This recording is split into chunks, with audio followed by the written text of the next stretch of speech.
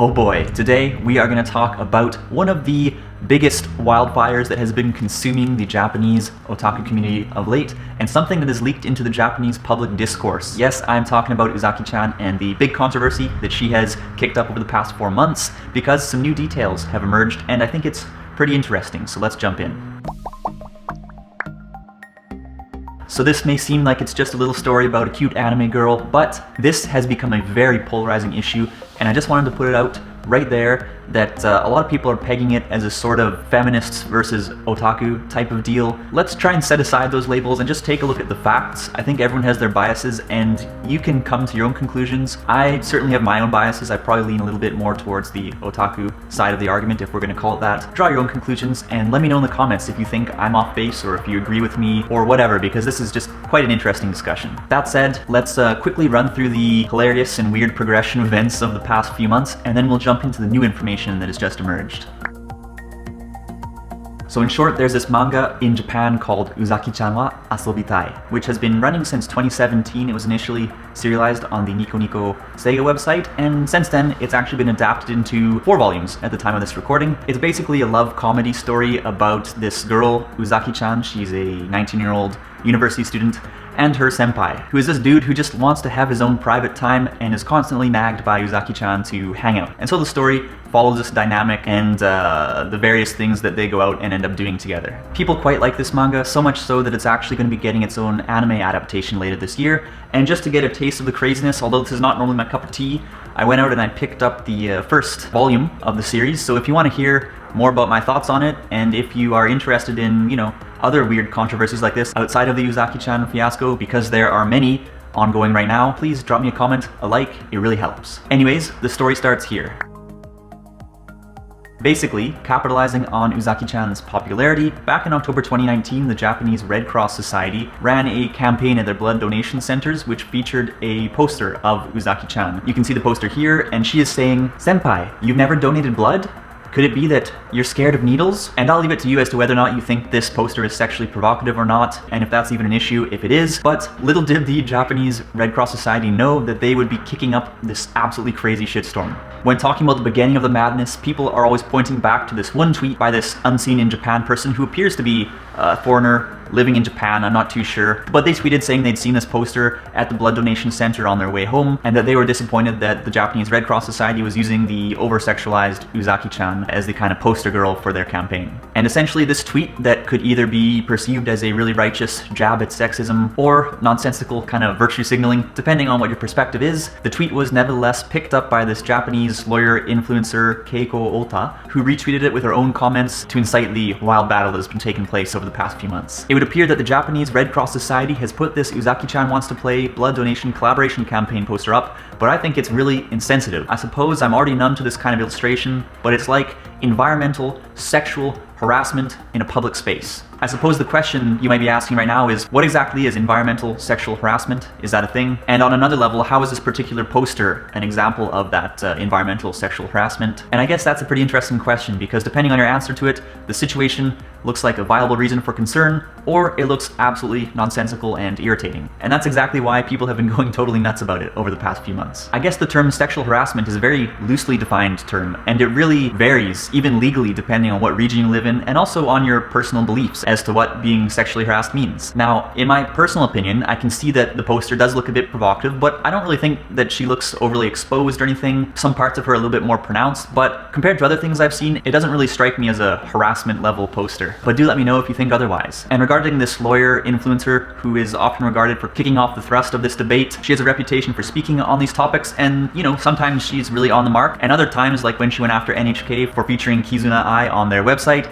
it's a little bit weird. But you can draw whatever conclusions about her that you wish. Either way, a lot of people came to support her, and a lot of people came out to bat against her, like this person. I don't like it, so it's sexual harassment. Why not come up with some ideas to get young people out there donating blood? Yeah, exactly. If you're going to complain about something, probably it's a great idea to offer some kind of constructive contribution. But alas, another person, who is a middle-aged lady I think, chimed in here and said, "I think it looks very much with the times. The character has a nice body, but I don't really feel that it's very sexual."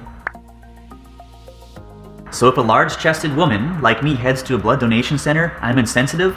Is having big breasts sexual. Some other people brought some retorts to the table against that, saying, you know, it's not about the boobs, it's about how they're drawn. But that's essentially the gist of it. You have this well-endowed anime character with some parts of her that are a bit more pronounced than others in the drawing, and a certain group of people are arguing that this should not be in the public space, and the other group of people are saying, hey, this is driving blood donations, what are you trying to do here? And so it's important to keep in mind who's really battling this out on the internet. You have your diehard anime, manga fans who feel like their sphere is being kind of infringed upon by these people, and then these activists on Twitter and so on who are trying to push their agenda. Whether you think either party is right or wrong, that's up to you. What I would say is that regardless of the campaign materials, it does make sense that the Japanese Red Cross Society leans towards the male demographic in their marketing, because men actually do make up over 70% of blood donations in Japan, and particularly a lot of the otaku types who these kind of posters are appealing to are not out there banging everyone, so there are less obstacles to collecting their blood when it comes to the restrictions around sexual activity and blood donation. And to paraphrase the Japanese Red Cross Society here, they're also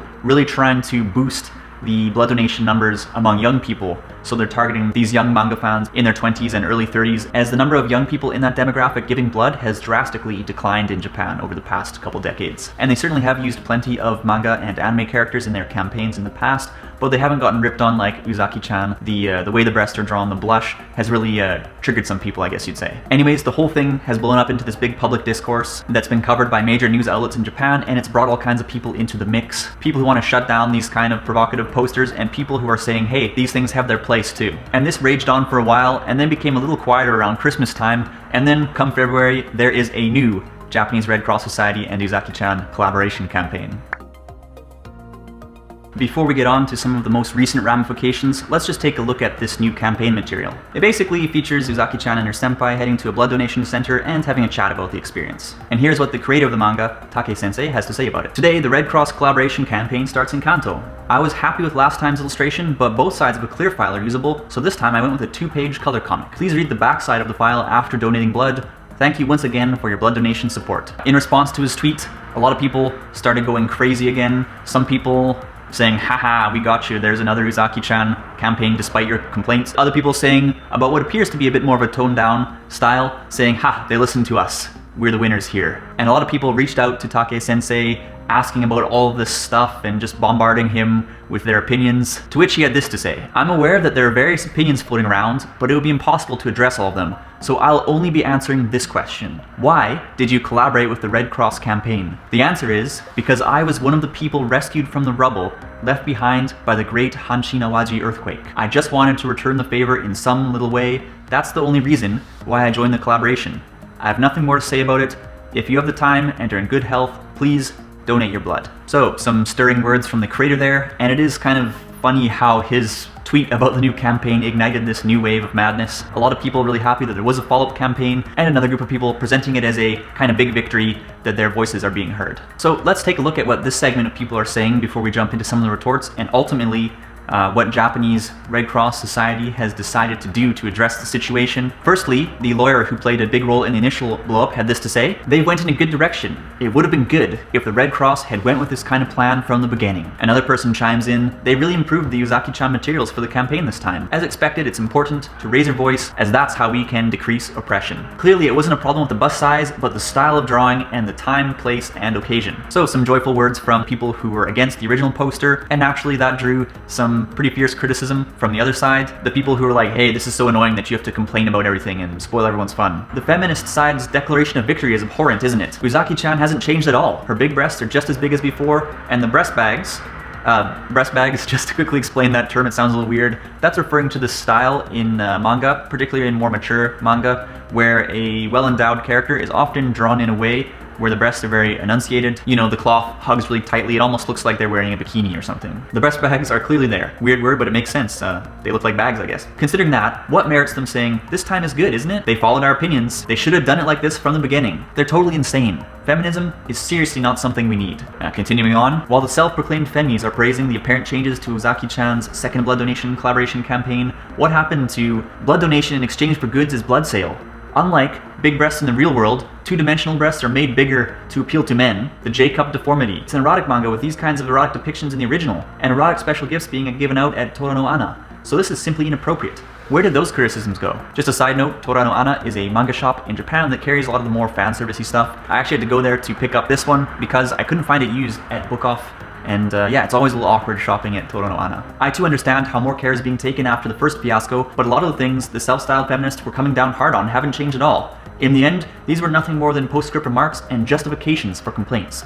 Now they're saying, it's a good thing we raised our voices, drunk on their own self-righteousness and not looking at the details. So this discussion has continued and continued as you might expect. Weirdly, in the midst of this all breaking out over the past few days, the Uzaki-Chan manga actually had an anime adaptation announced, probably due to the boom in popularity from all this madness. But there has certainly been a lasting impact from this public outcry, as changes to the Japanese Red Cross Society's guidelines were soon after announced. According to a report and a short interview posted to a Japanese law website, starting February 1st, the Japanese Red Cross Society is running a donation campaign employing characters from Uzaki-Chan Wants to Play, and it's been made clear that new guidelines have been established. In response to an interview with Lawyer.com News, the Japanese Red Cross Society said, "We are taking everyone's valuable opinions seriously, and in light of them, creating and implementing new guidelines." Regarding expression in public relations projects, many public organizations, including the government, local governments, and the Japan Federation of Bar Associations, have formulated guidelines with gender equality in mind since the 2000s, based on the Basic Act for a Gender Equal Society. And the purpose of this law is essentially to create basic policy for government and local government that indicate their responsibilities when it comes to advertising campaigns and things like that. The Cabinet Office's 2003 Guide for Public Relations from the Perspective of Gender Equality calls attention to the point that, regardless of the campaign's content, using women in swimsuits or women's body parts may be perceived as emphasizing their sexual aspects. Additionally, the Cabinet Office's guidelines call for organizations to consider in advance of planning a campaign what content do you want to convey, who do you want to convey it to, and what points are emphasized. During the creative process, the following should be considered. Are both men and women expressed within expectations? Are the appearances of men and women well balanced? Are the men and women being expressed differently or with characteristics unique to them? Lastly, it's recommended that organizations confirm this. From the viewpoint of both men and women, are the expressions neither uncomfortable nor alienating? Regarding how the Japanese Red Cross Society fits into all of that, they do have the legal status of a non-profit corporation, and I don't know if the organization is chartered by the state as a public benefit non-profit organization, but if they are, they would certainly have some pressures to comply with these guidelines. But regardless of why they've announced that they've changed the guidelines, fans were quick to reach out to Take-sensei and ask him if his new campaign art was influenced by the apparent new guidelines. I just drew what I originally wanted to draw, and I'm going about things as usual, so don't worry about it. Another person asked, did you and the Red Cross alter the design based on the opinions of the feminists? No, not at all. If I have the time, I determine what to draw on my own. So, as you can see, if you compare these two posters, they are a little bit different in their tone. That may just be coincidence, as Take-sensei is saying, but certainly it appears like the Japanese Red Cross Society is taking action to alter their guidelines, tighten things up, to make sure this kind of public outcry doesn't occur again. And a lot of people are happy about that, and a lot of people are very upset about it. I think there are probably some merits to both sides thinking about the issue.